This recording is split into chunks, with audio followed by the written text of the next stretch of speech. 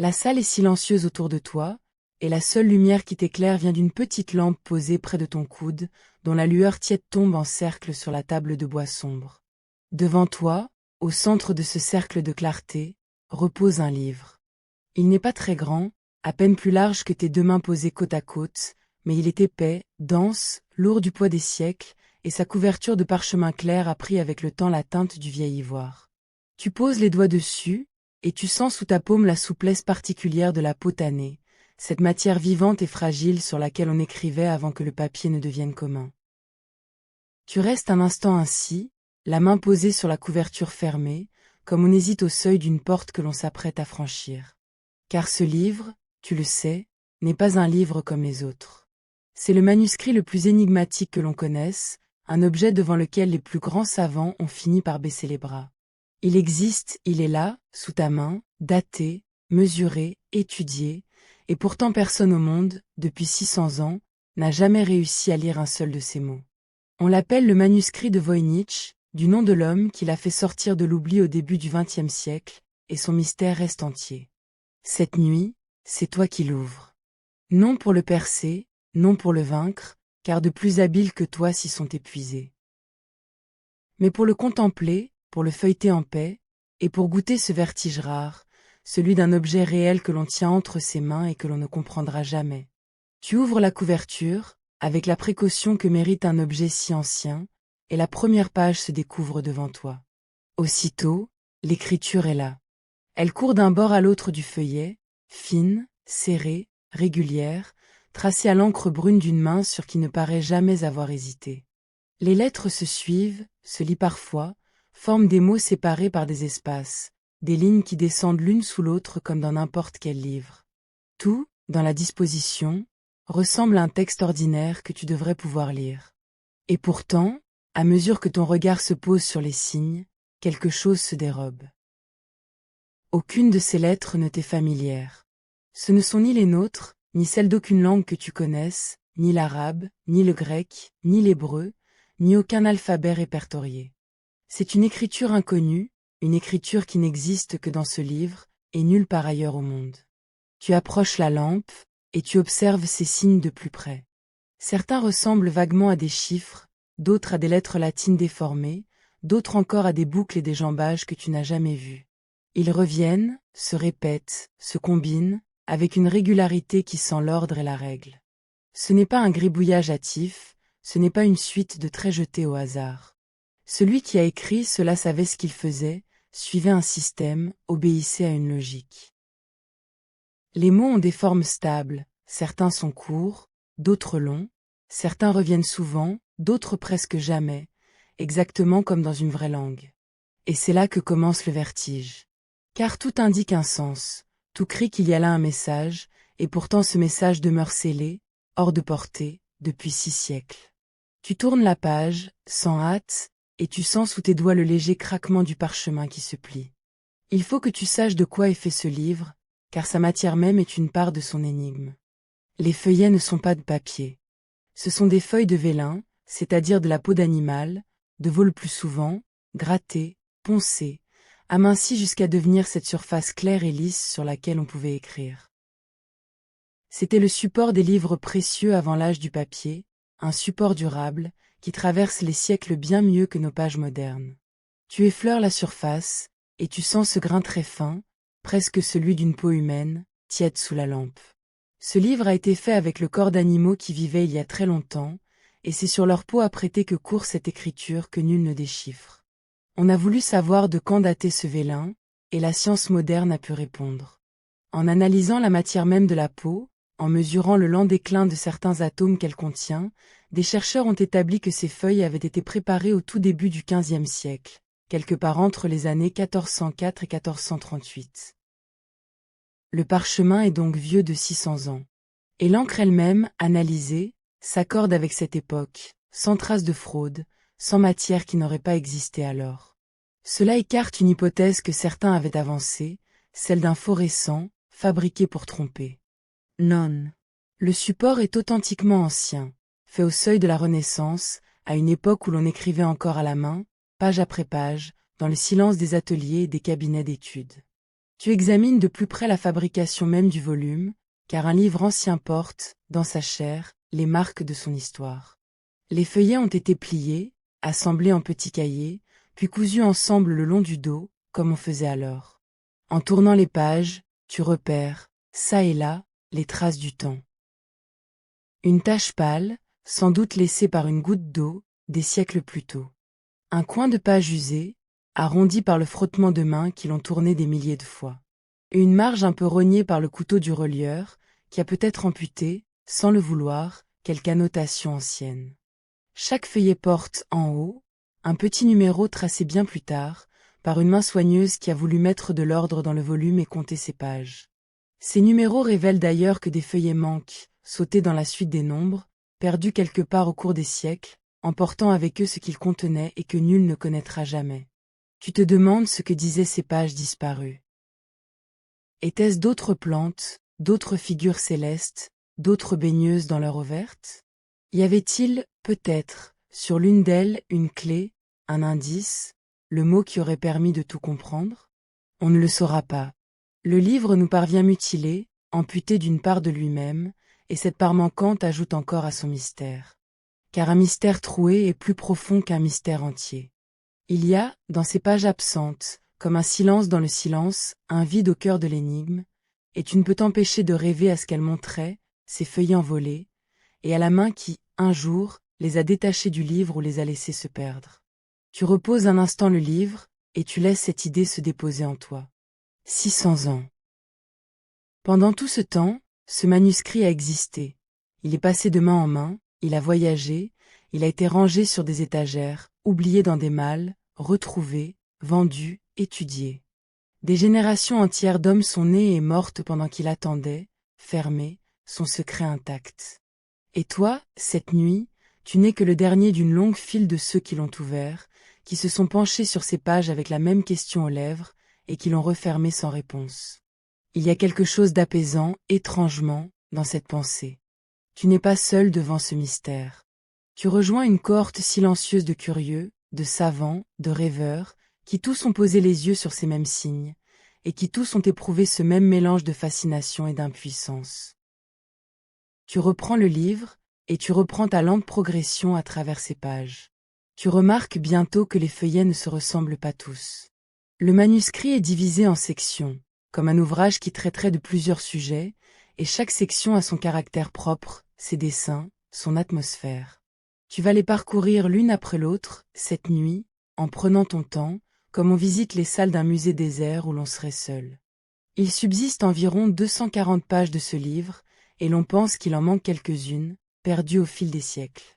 Mais ce qui demeure suffit amplement à te tenir éveillé d'émerveillement, ou à te bercer vers le sommeil, car le mystère, comme la mer, apaise autant qu'il intrigue. La première grande section qui s'offre à toi est celle des plantes. Page après page, tu découvres des dessins de végétaux, peints à l'encre et rehaussés de couleurs, vert pâle, bleu, ocre, rouge éteint.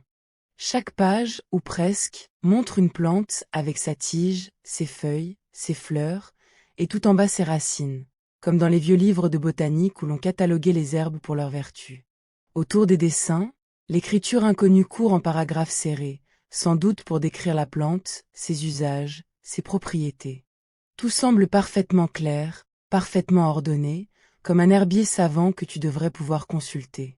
Mais là encore, le piège se referme. Car ces plantes, tu as beau les regarder, tu n'en reconnais aucune. Tu te penches sur l'une d'elles, et tu en détailles les formes. La fleur, en haut, ressemble un peu à une marguerite, mais ses pétales sont trop nombreux, disposés d'une manière qui n'existe dans aucune fleur réelle. Les feuilles, le long de la tige, évoquent quelque chose de connu, et puis non, leur découpe est étrange, comme inventée. Et les racines, en bas, prennent parfois des formes déconcertantes, s'enroulant, se ramifiant, dessinant presque des figures. Tu passes à la plante suivante, et c'est le même trouble. Elle paraît vraie, et elle ne l'est pas. Les savants qui ont étudié ces dessins, et il y en eut beaucoup, des botanistes patients qui connaissaient des milliers d'espèces, n'ont pu en identifier qu'une poignée avec certitude. Quelques-unes évoquent des plantes réelles, lointainement. Mais l'immense majorité ne correspond à rien de ce qui pousse sur la terre. Tu te demandes ce que cela signifie. Sont-ce des plantes imaginaires, sorties de l'esprit d'un rêveur ou d'un fou? Sont-ce des plantes réelles, mais déformées par un dessinateur maladroit, ou par le souvenir d'un voyageur qui les aurait vues au loin? Sont-ce des plantes composites, faites de morceaux de plusieurs espèces assemblées, comme l'on trouve parfois dans les herbiers anciens où l'imagination comblait les manques du savoir? Ou bien ces dessins cachent-ils autre chose, un sens second, un code, une symbolique que les fleurs et les racines ne feraient qu'habiller? Personne ne sait. Tu refermes un instant les yeux et tu laisses ces plantes impossibles flotter dans ton esprit, ces fleurs qui n'ont jamais fleuri, ces racines qui n'ont jamais bu l'eau d'aucun sol. Il y a, dans cette fleur inventée, une poésie étrange, le jardin d'un monde qui n'existe pas. Tu prends le temps de regarder comment ces dessins ont été faits, car il y a là un savoir-faire qui te touche. Le trait du contour est ferme, tracé d'abord à l'encre brune, et la couleur est venue ensuite, posée à l'intérieur des formes, parfois débordant un peu, parfois pâli par le temps. Tu reconnais les pigments qu'on employait alors, le vert tiré de certaines terres, le bleu si précieux que l'on extrayait de pierres broyées, l'ocre des sols et le rouge éteint des minéraux. Chaque teinte avait son prix, son origine, son secret de fabrication, et celui qui a coloré ces pages disposait d'une petite palette qu'il étalait avec patience, plante après plante, sans se lasser. Tu imagines les petits godets de couleurs alignés près de lui, les pinceaux fins, et cette concentration silencieuse de l'enlumineur penché sur son ouvrage, dans la lumière d'une fenêtre ou d'une chandelle. Tu te demandes, en feuilletant, dans quel ordre tout cela fut fait. A-t-on d'abord écrit le texte, en laissant des espaces pour les images, puis dessiné les plantes ensuite? Ou a-t-on peint les plantes d'abord, puis glissé le texte autour? On a étudié cette question, en observant la manière dont l'écriture épouse les contours des dessins, dont elle se faufile entre les feuilles et les tiges, et il semble que le texte ait souvent été écrit après l'image, en s'adaptant à elle. Cela ne résout rien, mais c'est un de ces petits indices que les savants collectionnent, dans l'espoir qu'un jour leur accumulation finisse par dessiner une réponse. Chaque détail compte, dans l'étude de ce livre. La couleur d'un pigment, le sens d'un trait, la place d'un mot, tout est scruté, pesé, comparé, par des esprits qui cherchent la moindre faille dans la muraille du mystère. Tu observes encore les racines, tout en bas des plantes, car ce sont elles, souvent, qui prennent les formes les plus surprenantes. Certaines se ramifient comme de vraies racines, plongeant dans un sol qu'on ne voit pas. Mais d'autres s'enroulent en spirale, se nouent, dessinent presque des animaux, des têtes, des figures. On dirait que le dessinateur, parti d'une vraie racine, a laissé sa main dériver vers le rêve, vers l'ornement, vers une forme qui n'a plus rien de botanique. Et tu te demandes si ces racines étranges ne cachent pas, elles aussi, un sens, un message glissé dans la forme même du dessin. Dans les livres anciens, l'image n'était pas toujours innocente. Elle pouvait porter un symbole, une allusion, un savoir que les mots ne disaient pas. Peut-être ces racines parlent-elles, à leur manière, et peut-être nous échappent-elles autant que l'écriture qui les entoure. Tu tournes encore les pages, et la section des plantes se prolonge longtemps, généreuse, foisonnante. Tu remarques que certaines pages se déplient, plus larges que les autres, repliées sur elles-mêmes pour tenir dans le livre, et qu'en les ouvrant y découvrent des dessins plus grands, des plantes plus complexes, qui débordaient le format ordinaire. Celui qui a fait ce livre tenait à montrer certaines choses en grand, dans le détail, et il a pris la peine de coudre dans son ouvrage ces feuillets surdimensionnés.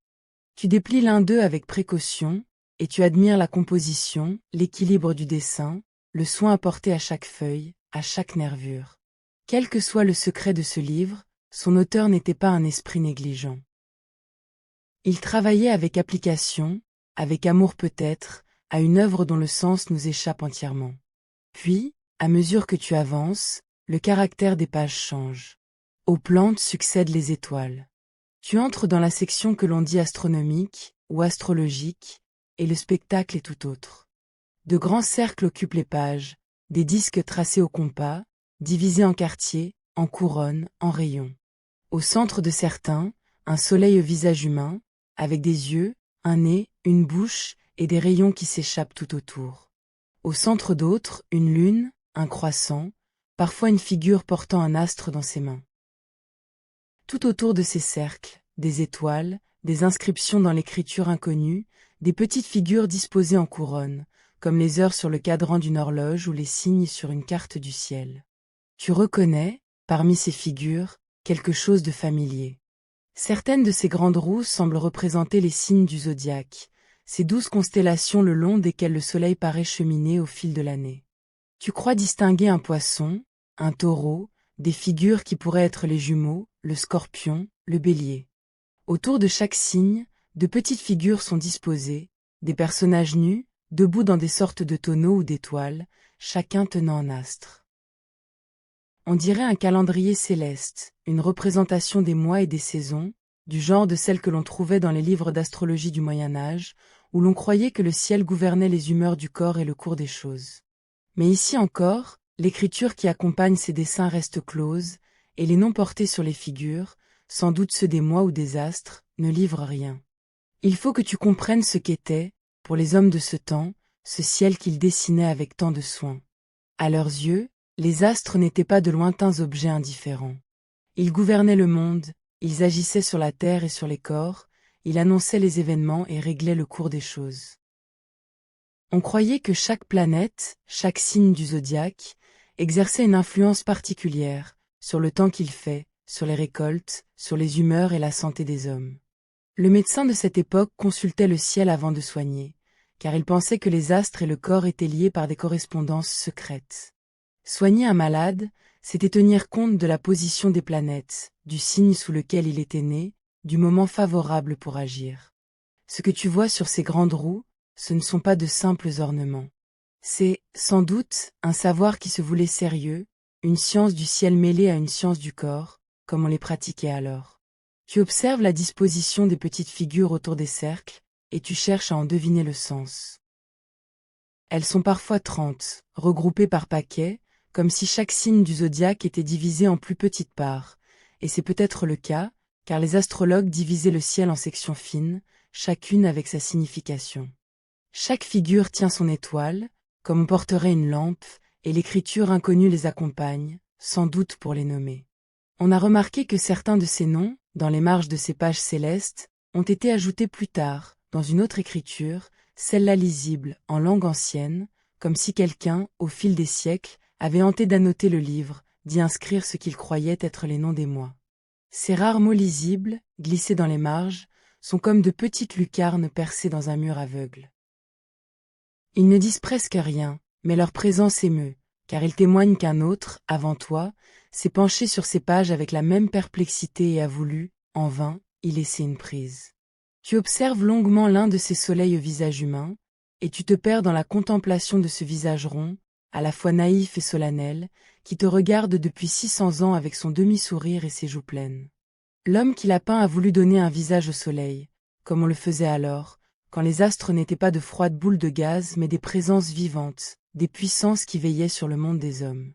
Tu songes à la distance qui te sépare de cet esprit ancien, à la manière dont il voyait le ciel, peuplé de figures, animé d'intentions. Pour lui, le soleil avait un visage, et la lune aussi, et les étoiles parlaient une langue que les sages prétendaient lire. Et toi, qui sais aujourd'hui ce qu'est une étoile, tu te penches sur son dessin avec une tendresse mêlée de mélancolie, devant cette manière perdue de regarder le monde. Tu poursuis, et les pages te réservent encore d'autres surprises. Voici maintenant l'une des sections les plus étranges de tout le livre, celle que les savants ont surnommée, faute de mieux, la section balnéologique, du mot qui désigne les bains et leurs usages. Sur ces pages se déploie un monde inattendu, presque onirique. De petites figures féminines, nues, peintes avec une grande simplicité, sont représentées dans l'eau.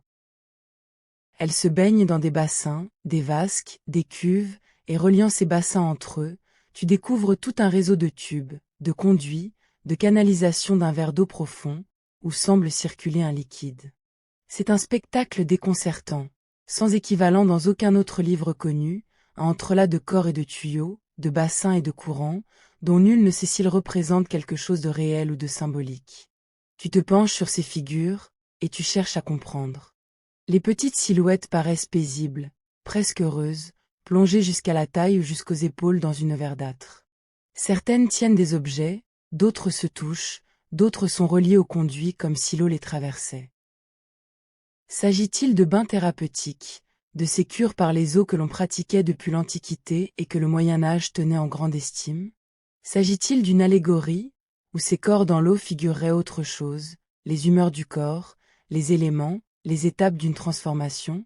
Certains y ont vu une représentation du corps humain et de ses fluides, un traité de médecine déguisé. D'autres y ont lu un symbolisme alchimique, où l'eau qui circule, les bassins, les conduits, raconteraient en images le grand œuvre de transmutation. Personne, là non plus, n'a tranché. Tu restes un long moment sur ces pages aquatiques, car elles ont quelque chose d'hypnotique. Ces réseaux de tubes verts qui serpentent d'un bassin à l'autre, ces petites figures qui flottent dans leur élément, composent un paysage intérieur, comme la carte d'un corps vu du dedans, ou le plan d'une cité d'eau. Tu suis du regard l'un des conduits, tu remontes son cours d'un bassin à un autre, et tu te laisses aller à cette rêverie sans but, comme on suit des yeux le cours d'une rivière sur une carte ancienne.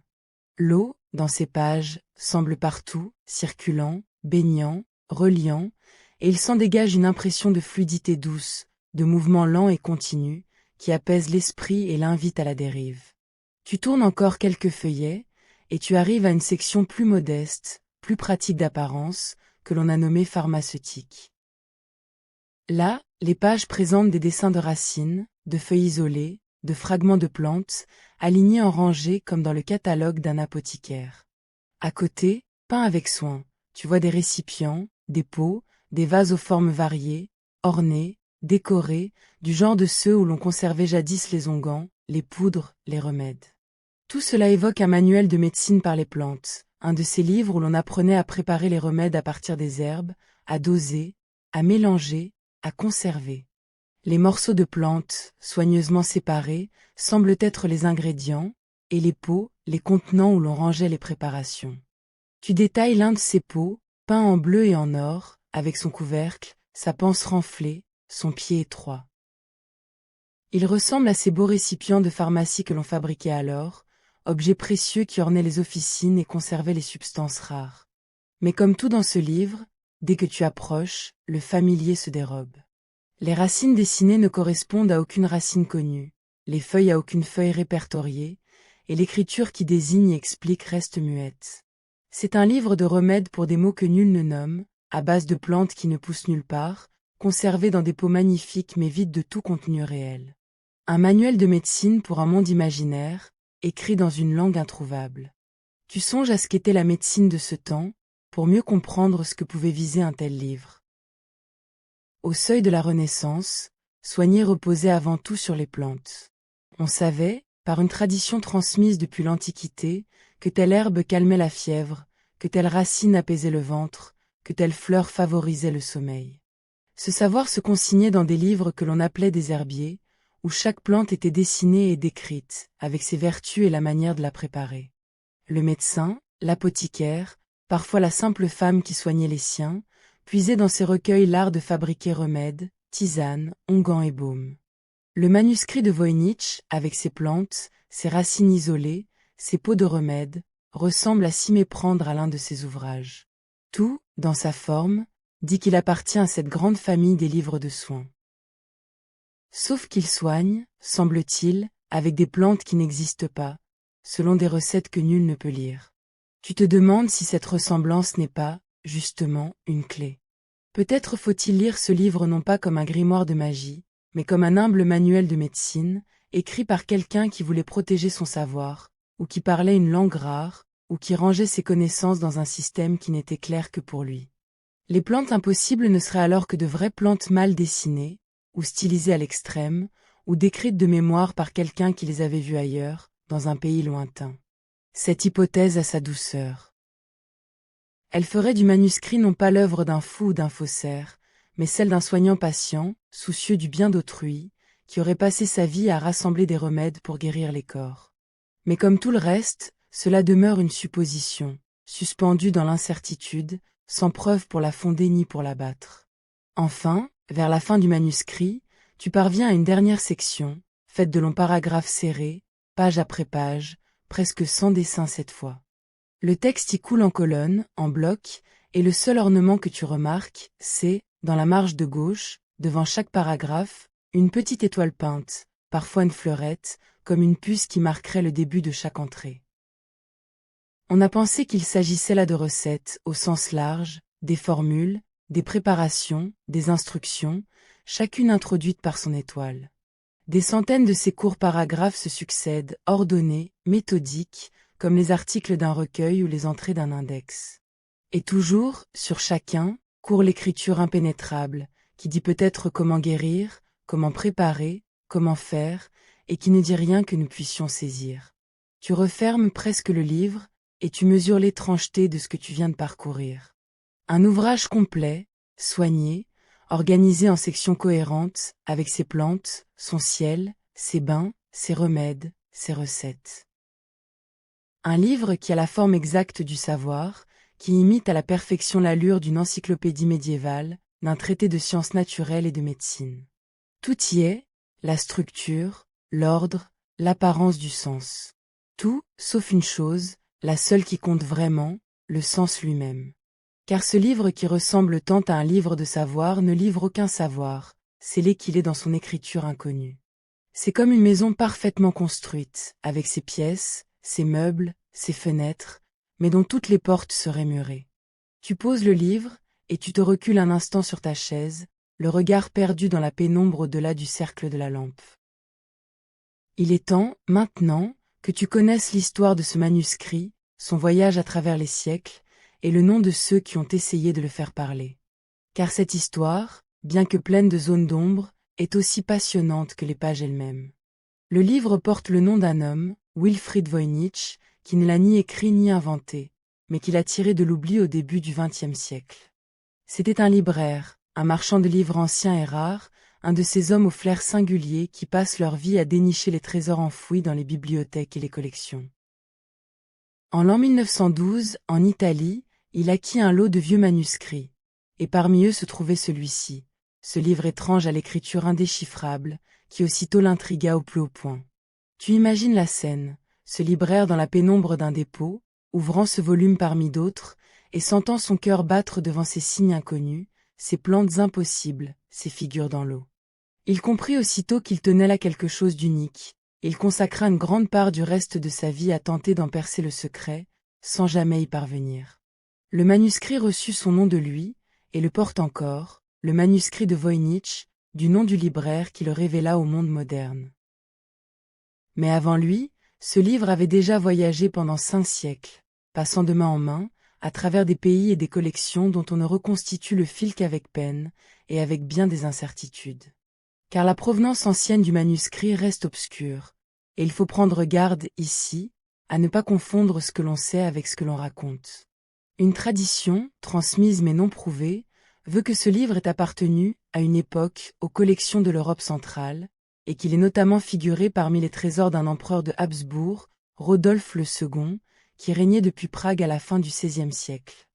Cet empereur était un homme étrange, passionné d'art, de science, et de tout ce qui touchait au mystère et à l'occulte. Sa cour grouillait d'astrologues, d'alchimistes, de collectionneurs de curiosités, et il aurait, dit-on, acquis ce manuscrit pour une forte somme, croyant peut-être y trouver un savoir caché. Mais cette histoire, si séduisante soit-elle, ne repose sur aucune preuve solide. C'est une tradition, un récit transmis, qu'il faut accueillir avec prudence, comme une possibilité plutôt que comme un fait établi. Ce que l'on tient en revanche pour assurer, c'est qu'à ce livre est jointe une lettre, une vraie lettre, datée du XVIIe siècle, de l'an 1665. Elle fut écrite par un savant de Prague, un nommé Martzi, et adressée à un autre savant, un homme bien plus célèbre, un jésuite érudit du nom de Kierkegaard, qui vivait à Rome et passait pour l'un des esprits les plus universels de son temps. Martzi envoyait le manuscrit à Kierkegaard dans l'espoir que ce génie réputé saurait le déchiffrer, car Kierkegaard avait la réputation, méritée ou non, de pouvoir lire toutes les écritures, y compris celles de l'Égypte ancienne. La lettre accompagne le livre, et elle est précieuse, car elle atteste qu'au moins à cette date, au XVIIe siècle, le manuscrit existait déjà, qu'il intriguait déjà, et qu'on le jugeait déjà digne d'être soumis aux plus grands savants que l'on connut.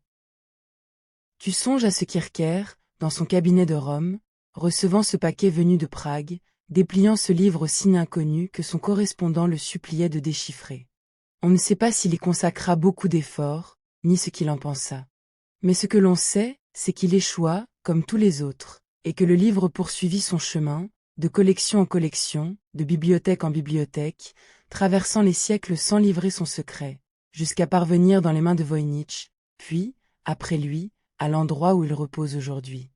Car ce livre a fini par trouver une demeure stable, après tant d'errance. Il est désormais conservé précieusement dans une grande bibliothèque d'une université des États-Unis, l'université Yale, dans une collection de livres rares qui porte le nom de Beinecke, où on le garde sous le numéro 408, un simple numéro de catalogue pour le livre le plus mystérieux du monde. Tu reprends le manuscrit, et tu le tiens un moment à hauteur de tes yeux, songeant à tout ce chemin parcouru. De l'atelier inconnu où il fut écrit, au début du XVe siècle, jusqu'à cette table où tu le feuillettes cette nuit, que de mains l'ont tenu, que de regards se sont posés sur ces pages.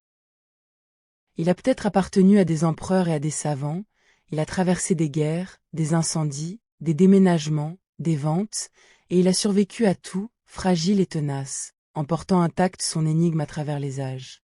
Combien de livres, autour de lui, ont disparu, brûlés, perdus, pourris dans l'humidité des caves. Et lui, ce livre que personne ne pouvait lire, et qui ne servait donc à rien, a été conservé, justement parce qu'il intriguait, justement parce qu'on espérait toujours en percer le secret. Son inutilité même l'a sauvé. On garde, on chérit ce que l'on ne comprend pas. Il faut maintenant que tu connaisses les efforts de ceux qui, plus savants que les libraires et les empereurs, ont vraiment tenté de briser ce code. Car au XXe siècle, le manuscrit de Voynich est devenu un défi, un rêve, presque une obsession, pour les spécialistes du déchiffrement, ces hommes et ces femmes dont le métier est de percer les écritures secrètes. On les appelle les cryptanalystes, et certains d'entre eux comptent parmi les plus grands esprits de leur discipline. Parmi eux, un nom domine tous les autres, celui d'un certain Friedman, un cryptologue américain, considéré comme l'un des plus brillants déchiffreurs de son siècle, un homme qui avait percé pendant les guerres les codes secrets de nations entières, et dont le génie pour les langages cachés était reconnu de tous. Cet homme, qui avait passé sa vie à briser des codes réputés inviolables, s'est penché, lui aussi, sur le manuscrit de Voynich. Il y a consacré des années, par intervalles, en réunissant autour de lui des équipes de spécialistes, des linguistes, des mathématiciens, tous occupés à débusquer la logique cachée de cette écriture. Ils ont compté les signes, mesuré leur fréquence, cherché des régularités, tenté toutes les méthodes que la science du déchiffrement avait forgées au fil du temps. Et au bout de tout cela, après tant d'efforts et d'intelligence rassemblés, ils ont échoué. L'écriture du manuscrit a résisté aux plus grands briseurs de codes de son époque, comme elle avait résisté à tous les autres avant lui, comme elle résiste encore aujourd'hui à tous ceux qui, partout dans le monde, continuent de s'y essayer. Il faut que tu comprennes comment, d'ordinaire, on parvient à percer une écriture secrète, pour mesurer pourquoi celle-ci résiste tant. Quand un message est chiffré, c'est-à-dire que ces lettres ont été remplacées par d'autres signes selon une règle cachée, le déchiffreur a malgré tout des prises. Il sait que dans une langue donnée, certaines lettres reviennent plus souvent que d'autres. Dans la nôtre, par exemple, une voyelle revient sans cesse, tandis que d'autres lettres sont rares. En comptant les signes du message chiffré, en repérant lesquels reviennent le plus, le déchiffreur peut deviner quelle lettre se cache derrière chaque signe, et peu à peu, comme on remonte une pelote, faire apparaître le texte clair. C'est une méthode ancienne, patiente, mais redoutablement efficace, qui a percé d'innombrables codes au fil des siècles. Or cette méthode, appliquée au manuscrit de Voynich, ne donne rien de cohérent. On a beau compter les signes, mesurer leur fréquence, essayer de les faire correspondre aux lettres de telle ou telle langue, jamais aucun texte sensé n'émerge. C'est comme si la serrure refusait toutes les clés. Et le plus déconcertant, c'est que le texte ne se comporte pas non plus comme un simple chiffre raté. Il a sa propre logique, ses propres régularités, qui ne ressemblent à aucune langue connue ni à aucun chiffre connu. Il y a des mots qui se répètent à des endroits inattendus, des signes qui n'apparaissent qu'au début ou qu'à la fin des mots, des structures que l'on retrouve nulle part ailleurs. Le texte est cohérent avec lui-même, mais étranger à tout le reste, et c'est cela qui désespère les déchiffreurs. On a fait sur ce livre toutes sortes de tentatives, certaines sérieuses, d'autres fantaisistes. Des savants ont cru y reconnaître une langue d'Asie, d'autres une forme rare de latin abrégé, d'autres encore une langue inventée par un esprit malade ou génial. De temps à autre, quelqu'un annonce, avec assurance, avoir enfin percé le secret, et présente sa solution au monde. La nouvelle court, on s'enthousiasme, et puis, quand d'autres spécialistes examinent la prétendue solution, elle se défait, elle ne tient pas, elle ne permet pas de lire l'ensemble du texte de manière cohérente. Et le manuscrit retombe dans son silence, intact, ayant repoussé une attaque de plus. Cela se reproduit régulièrement, à chaque génération, comme une fièvre qui revient. Le livre attire les déchiffreurs comme une lumière attire les insectes, et tous, jusqu'à présent, s'y sont brûlés les ailes. Tu trouves quelque chose de vertigineux dans cette idée. Voilà un homme capable de lire les messages les plus secrets des plus grandes puissances, capable de retrouver le sens dans le chaos apparent, et que ce petit livre médiéval, écrit par on ne sait qui, a fini par tenir en échec. Cela en dit long sur la nature du mystère. Ce n'est pas une simple énigme de paresseux que l'on résoudrait avec un peu d'effort. C'est un secret qui a tenu tête à l'effort le plus acharné, à l'intelligence la plus aiguë, aux méthodes les plus puissantes. Et cette résistance même est une part de sa grandeur. Le manuscrit ne se laisse pas conquérir.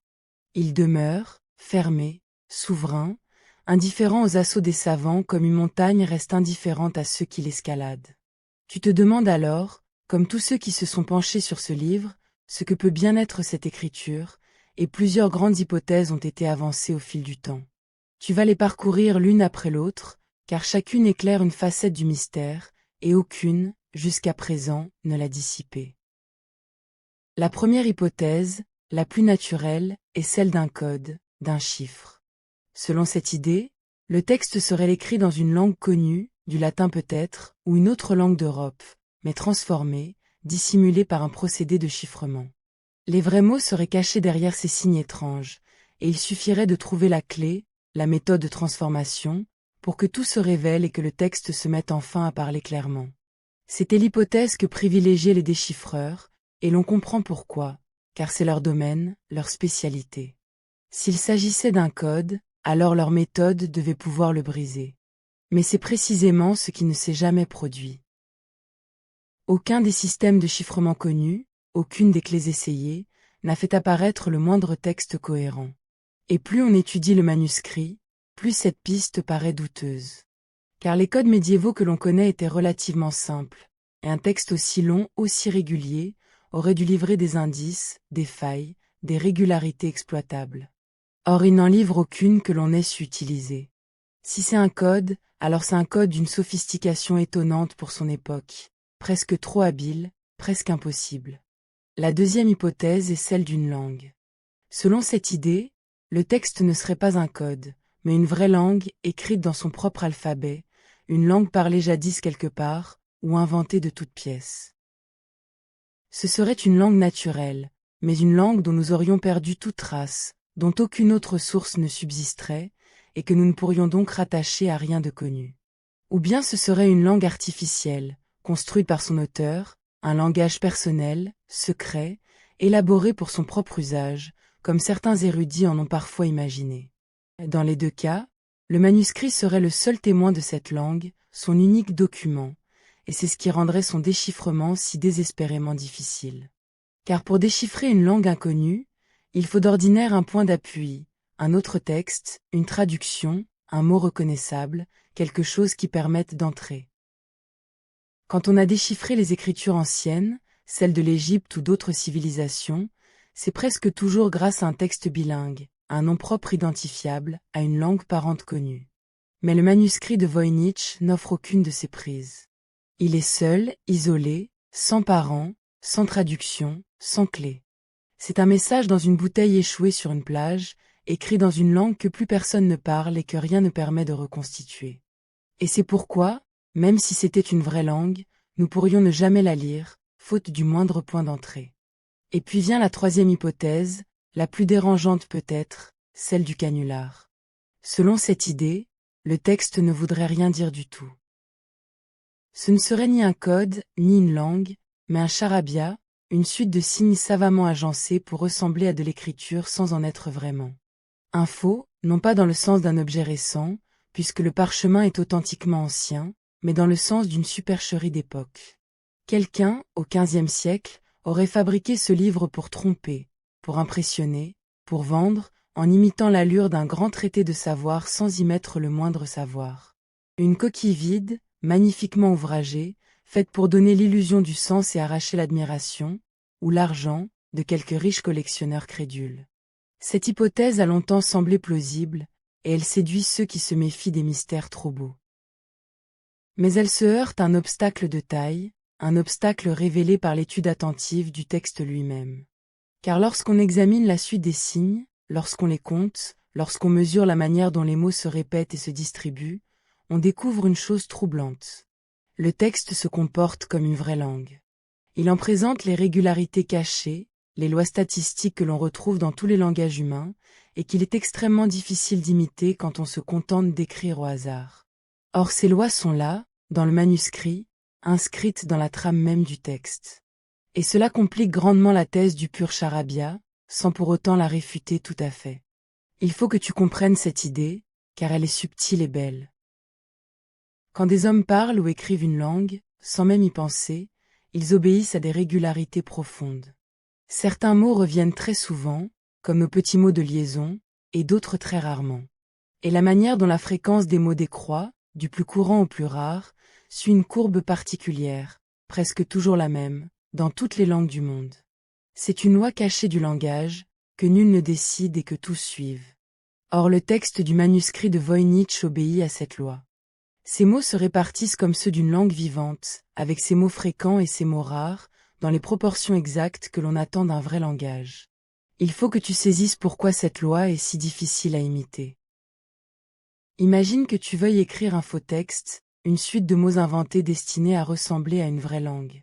Tu poserais des signes au hasard, en variant les formes, en mettant des espaces pour séparer des mots.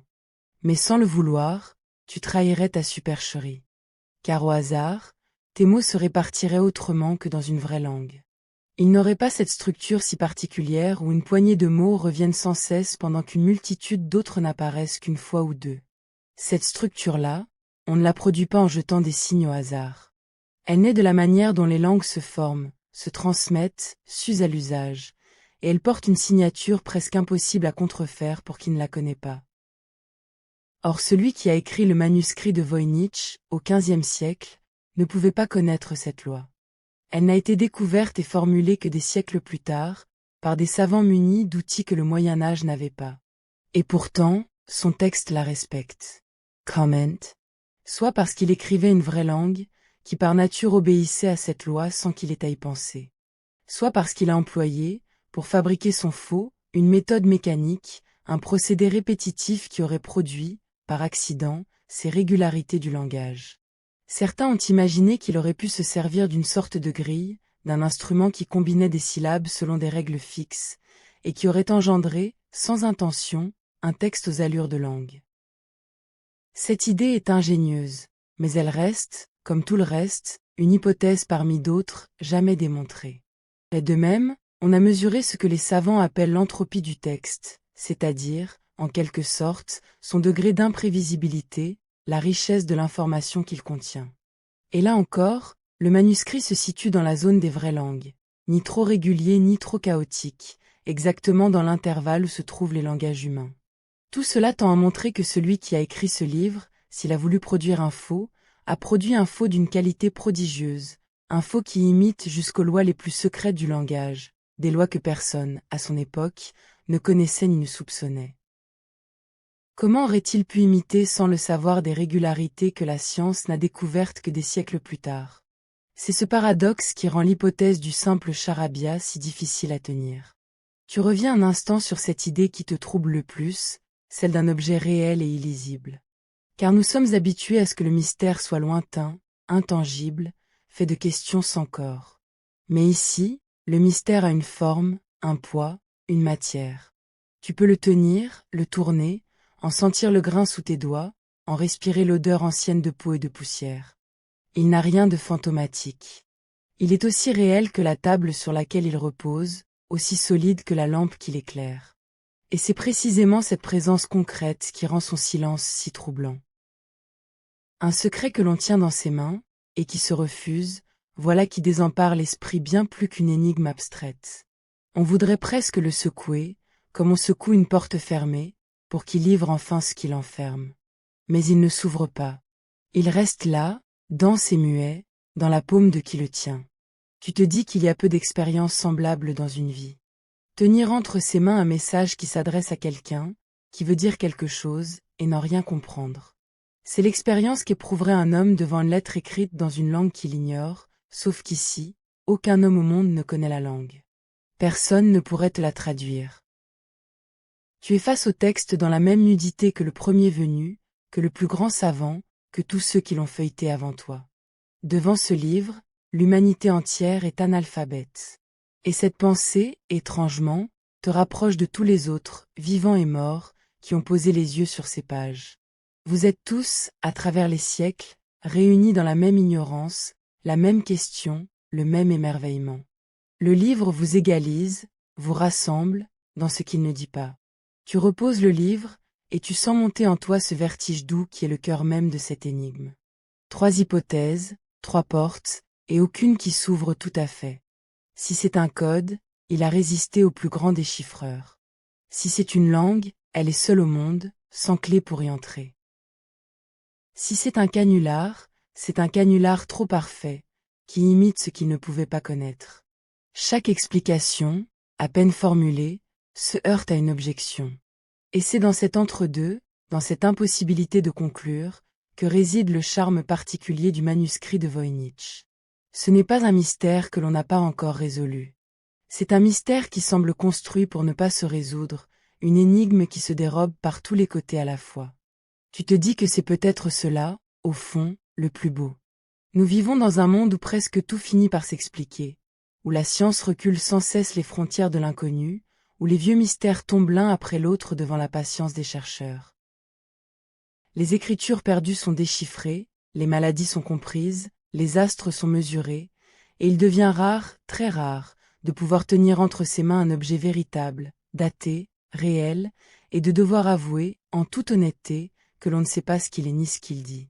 Le manuscrit de Voynich est l'un de ces objets, l'un des derniers peut-être, un îlot d'inconnu qui résiste au milieu de l'océan du savoir.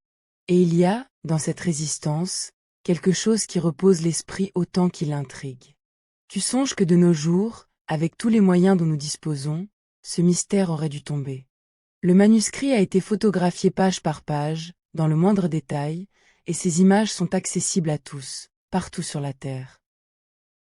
N'importe qui, depuis chez lui, peut désormais feuilleter ce livre, l'agrandir, en scruter chaque signe, sans avoir à voyager jusqu'à la bibliothèque qui le conserve. Des milliers de curieux, d'amateurs, de passionnés, se sont ainsi penchés sur ces pages, dans tous les pays, chacun avec son idée, sa théorie, sa tentative. On a lancé contre lui les machines les plus puissantes, ces calculateurs qui dévorent les textes et débusquent les régularités cachées, ces programmes qui ont appris à reconnaître les langues et à les traduire. On les a nourris du texte du manuscrit, en espérant qu'ils trouveraient ce que les hommes n'avaient pas su voir. Et pourtant, même ces machines ont échoué. Elles ont confirmé que le texte ressemble à une langue, elles ont mesuré ses régularités avec une précision que les anciens n'auraient pu atteindre, mais elles n'ont pas su le lire. Elles ont approché le mystère, elles l'ont mieux décrit, mais elles ne l'ont pas dissous. Et il y a, dans cet échec des outils les plus modernes, quelque chose qui force le respect. Notre époque, qui croit pouvoir tout calculer, tout prévoir, tout résoudre, se heurte à ce petit livre de peau comme à un mur.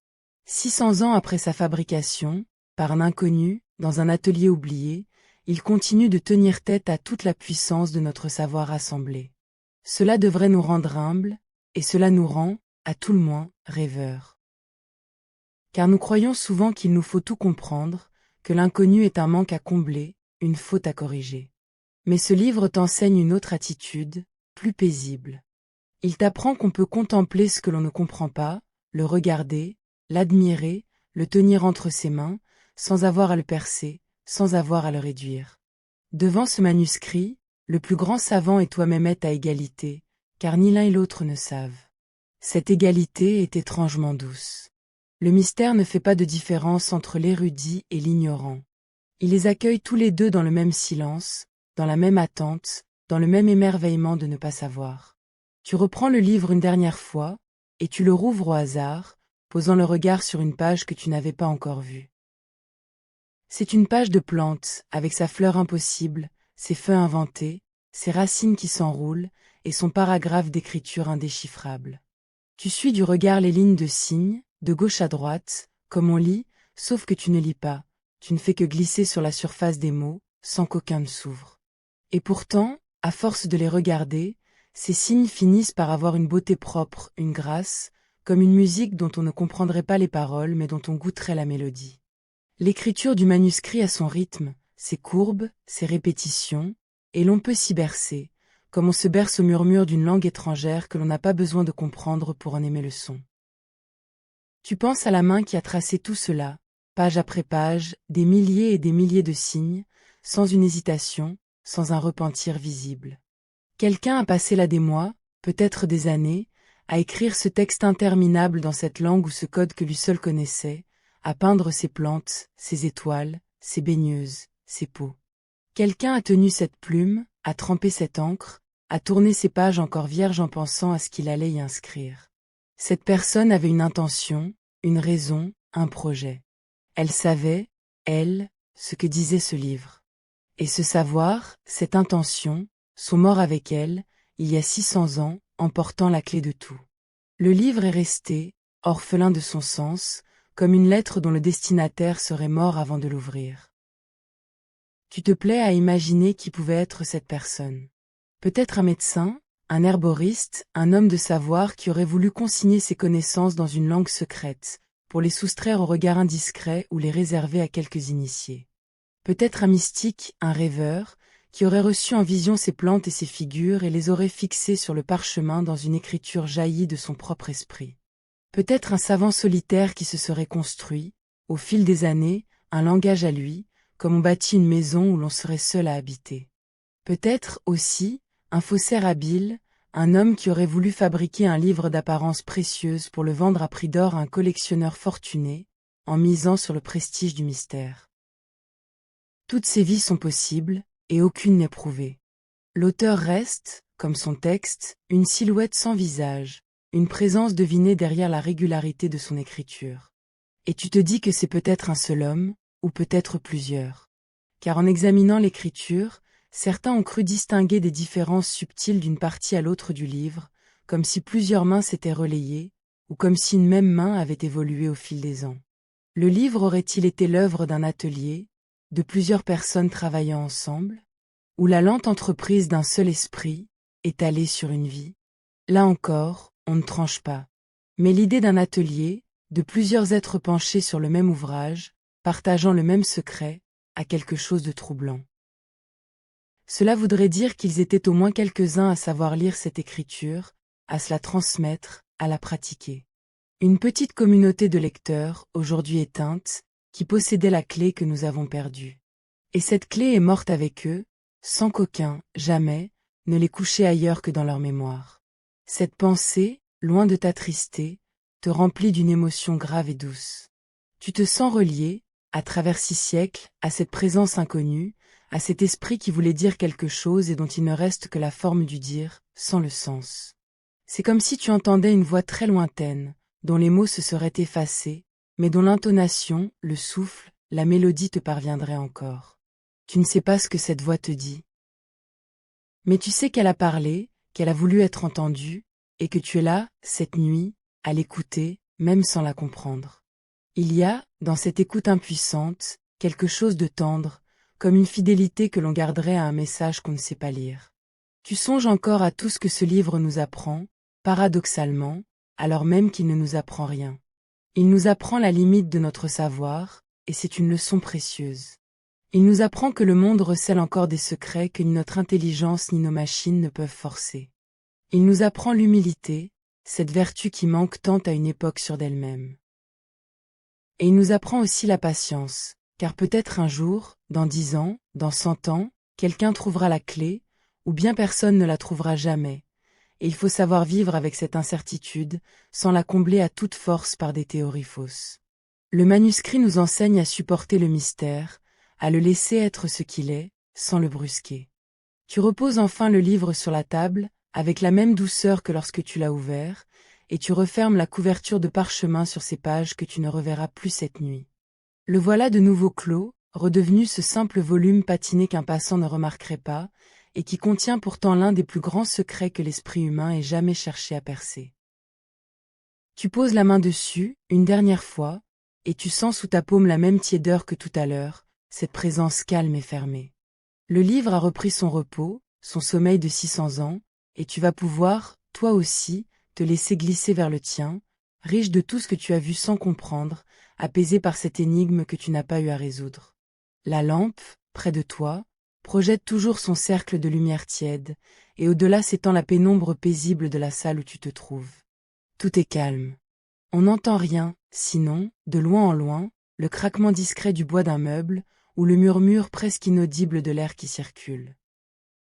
C'est le silence des bibliothèques endormies, ce silence épais et bienveillant que font les livres rassemblés, chacun gardant son contenu, ses histoires, son savoir, et celui-ci, parmi eux, gardant son énigme.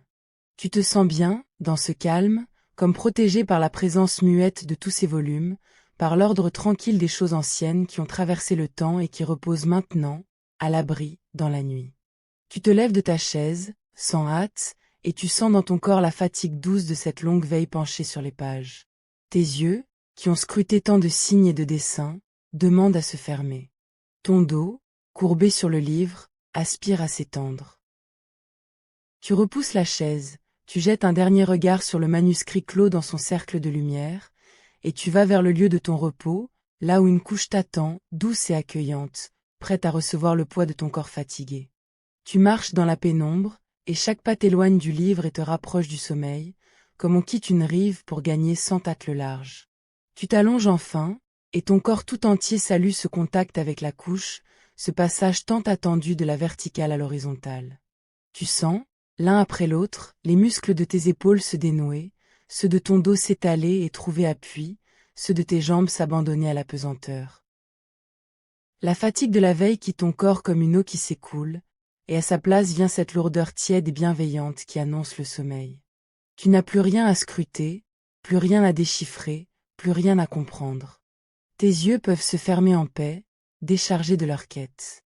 Et dans le noir de tes paupières closes, flottent encore, un instant, quelques images du livre, une fleur impossible, un soleil au visage rond, un réseau de tubes verts dans l'eau, et ces signes inconnus qui courent sans fin sur le parchemin. Tu tires la couverture sur toi, jusqu'aux épaules, et tu sens sa chaleur s'établir peu à peu autour de ton corps, t'enveloppant d'un cocon tiède contre la fraîcheur de la nuit. L'air entre par ton nez, calme, et descend dans ta poitrine. L'air ressort, emportant avec lui un peu plus de la tension du jour. Tu n'as pas à diriger ce mouvement, il se fait de lui-même, fidèle, comme il s'est fait toute ta vie sans que tu prêtes attention. Et il continue maintenant, à son rythme paisible, te déposant un peu plus avant dans le repos à chaque souffle, comme une barque qui glisse au fil d'une eau tranquille, portée par le seul courant, sans rame et sans effort. Tu repenses, sans le vouloir et sans le retenir, à cette idée qui t'a tant touché, celle de la voix lointaine dont les mots se sont effacés. Et tu te dis que le sommeil, peut-être, est un peu de cette nature. Là où tu vas glisser maintenant, dans la profondeur de la nuit, les images perdront elles aussi leur sens, les pensées se délieront de leur logique, et tu entreras dans un pays où plus rien ne se déchiffre, où tout flotte sans avoir à signifier. Le rêve, comme le manuscrit, est une écriture que l'on ne lit pas, une suite d'images qui ont leur beauté propre sans qu'on ait besoin d'en percer le code. Et c'est très bien ainsi. Tu peux entrer dans le sommeil comme on entre dans ce livre, sans chercher à comprendre, en te laissant porter par le seul plaisir de regarder ce qui passe. Tes pensées, à présent, ne sont plus que des fragments épars, qui flottent et s'éloignent les uns des autres. Le grain tiède du parchemin sous tes doigts. La lueur de la lampe sur la table sombre. Le visage rond du soleil peint qui te souriait depuis 600 ans. Les petites figures paisibles dans l'heure ouverte. Ces fragments dérivent en toi, de plus en plus distants, séparés par des plages de silence et de calme où plus rien ne se forme. Tu ne cherches pas à les retenir. Tu les laisses se défaire, l'un après l'autre, comme les signes du manuscrit qui s'effacent dans la pénombre quand on referme le livre. Ton corps s'enfonce un peu plus dans la couche, plus lourd, plus abandonné. Tu ne sens presque plus la limite entre toi et la chaleur qui t'entoure. Tes mains se sont ouvertes d'elles-mêmes, tes doigts se sont détendus, ton visage s'est lissé de toute préoccupation. Le pli léger entre tes sourcils, creusé par l'attention de la veille, s'est effacé. Ta mâchoire s'est desserrée. Même le poids de ta tête repose tout entier sur l'oreiller, sans que tu aies à le soutenir. Il n'y a plus, en toi, la moindre tension qui demande à être tenue. Tout s'est relâché, tout s'est déposé, tout s'est rendu au repos, comme le vieux livre refermé qui retourne à son silence. Au dehors, la nuit poursuit son cours, vaste et calme, et quelque part, dans sa bibliothèque lointaine, le véritable manuscrit repose lui aussi, sous son numéro, dans sa boîte de conservation, gardé, protégé, attendant sans impatience que vienne ou ne vienne jamais celui qui saura le lire. Il a attendu 600 ans. Il peut attendre encore. Et cette patience tranquille du livre, cette manière qu'il a de garder son secret sans hâte et sans angoisse, te gagne et t'apaise. Tu n'as rien à résoudre cette nuit. Tu n'as rien à comprendre. Tu peux, comme lui, te reposer dans ton mystère, te laisser être, sans réponse, dans la paix de l'inconnu. Tu songes une dernière fois, et déjà la pensée se fait floue, à tout ce que tu as appris ce soir. Que ce livre existe, réel et daté, fait de peau et d'encre, vieux de 6 siècles. Que personne, jamais, n'a su le lire, ni les empereurs, ni les jésuites savants, ni les plus grands briseurs de codes. Qu'il pourrait être un chiffre, ou une langue perdue, ou un faux trop habile, et que nul ne sait lequel. Et que peut-être nul ne le saura jamais. Cette idée, qui pourrait inquiéter, te berce au contraire, car elle te dit qu'il reste, dans ce monde si bien expliqué, des poches de pur mystère où l'esprit peut se reposer de comprendre. Le sommeil monte maintenant, doux et irrésistible, comme une marée qui recouvrirait sans bruit le rivage de ta conscience. Tu ne lui résistes pas. Tu te laisses gagner, recouvrir, emporter.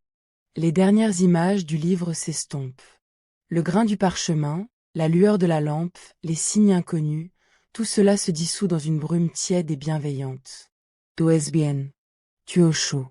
Tu es à l'abri, sous ta couverture, dans le silence de la nuit, et le mystère que tu as contemplé veille sur ton sommeil comme une présence amie, qui ne demande rien, qui n'attend rien, qui se contente d'être là, calme et profonde, à tes côtés. Et maintenant, tu peux dormir. Bonne nuit.